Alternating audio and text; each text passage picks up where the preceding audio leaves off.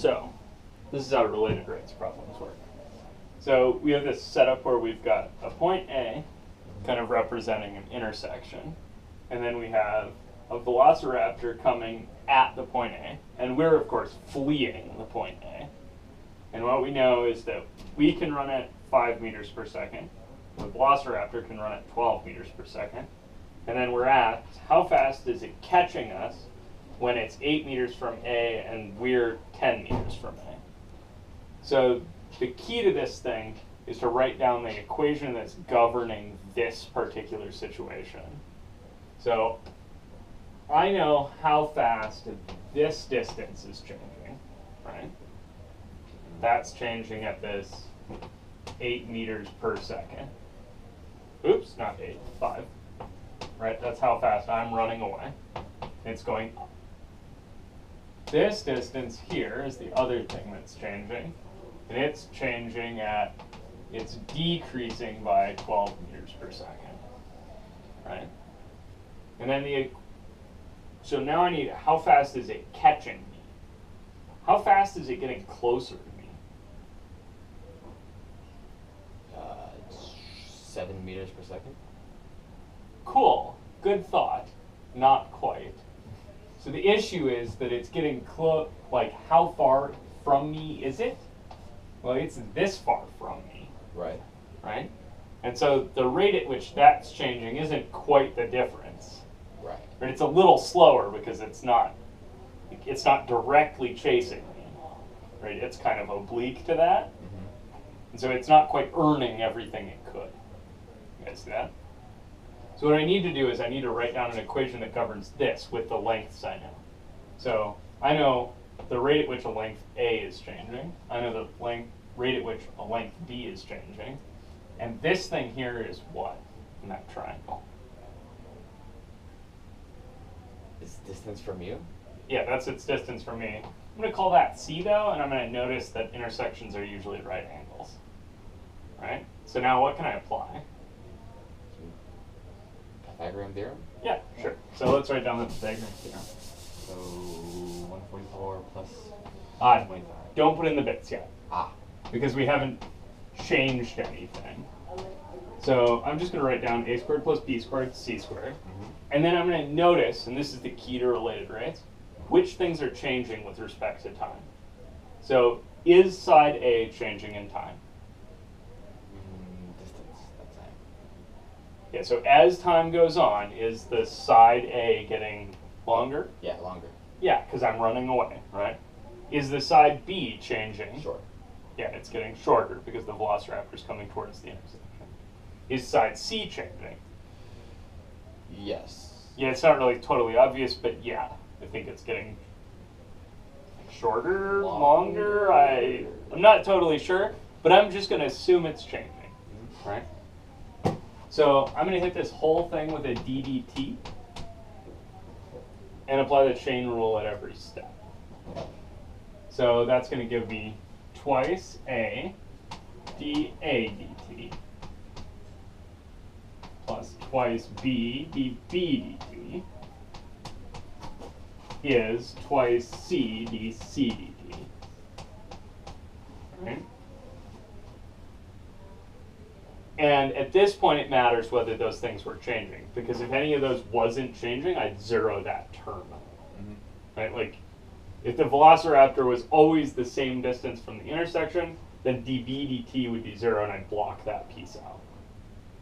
See this? Mm-hmm. Okay, what am I interested in now?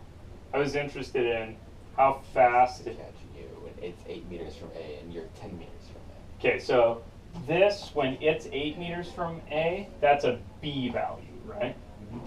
The 10 meters from A, that's an A value. And then how fast is it catching me? Which part of the equation is that? That's the C value. That's distance from you. That's not a C value. It's a how fast, right? How fast is it catching you? Okay. So you're right to look at side C, but the how fast part of that means you should be looking not at C, but at the derivative of C. Yeah. So I want to find dC dt. So I'm going to solve for dC dt. So to do that, I'm just going to divide everything by 2c. Right? So I'll get dCdt, which is going to be the answer I'm looking for, is All that stuff over 2c. A dA dt plus B dB dt divided by C. Okay, so then I need to plug in the bits I know. So I know that wait, what's 5? 5 is the original A. 5 is the original A. A. Oh, wait, 5 is the original A? 5 was this, so we differentiated, so it was 2A, but then we divided by 2, so it would be back to... So check out the units on that 5. They're meters per second, Seconds. right? So what kind of units are those? Are those length units or change in length? Changing. Yeah, so that thing's the rate at which A is changing. That goes in here. So I still don't know A. I know dA dt is 5. What's dB dt? Same thing, but we're going to put 12 in for B. Okay. Okay, now check your sign. Is B increasing at a rate of 12? Is that side getting longer or shorter? Shorter. Shorter, so it's decreasing, the rate should be negative. Okay. So skip a negative. Okay. Now let's see if we can straighten out our other ones. So what's A? At the time we're interested in, right? And this is where I'm going to change from dCdt to dCdt at something. You guys see that? Like, this is true for general dCdt, Right. but this true is at this particular time. at this moment in time. And so what's A at that moment in time? It's one of the...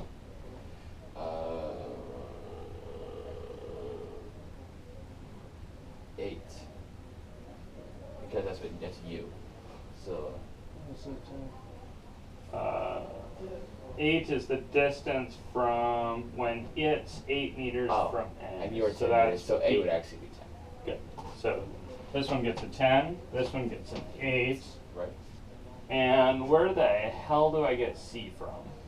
Can you do the Pythagorean to this? Perfect. So C should be the square root of 100 plus 64. Cool. And that's your, so this is dCdt when A is 8 and B is 10. Oops, shit. Switch this. When A is 10 and B is 8. You guys see that? So this is how all the related rates problems work. You write down some kind of governing equation, right? Some kind of governing equation. You hit that thing with ddt. Make sure you apply the chain rule to everything that's changing. Or just apply the chain rule and then figure out which ones aren't changing and pitch those. Then solve for the piece you want. Then evaluate that, plugging in all the information you know from the problem. And you might have to remember to go back to the governing equation to get 1 or 2 pieces of information. Nice. Cool? Yeah. Very cool. This lets you ask kind of crazy questions. So like one of the cool questions is like you have a lighthouse, right? And you know how fast the light spins around. Then you can do things like figure out if the lighthouse is on a little island off from shore, how fast is the light from the searchlight moving along the shoreline? This lets you ask some really quick, crazy questions that are super cool. Thinking like if you're a spy and you gotta get past the Sure. searchlight. Yeah, or if you want to do things like time the machine guns that shoot through propellers, you want to ask questions like this. Yeah. That makes sense. I always thought in like World War II movies or World War I movies when the freaking machine gun was behind the propeller. Uh-huh. Like, that's a bad idea. So with those at least, they actually aim at the propeller blades. And so it's timed. The machine gun isn't, like, pulling the trigger doesn't let you fire free. It just primes the gun. Okay.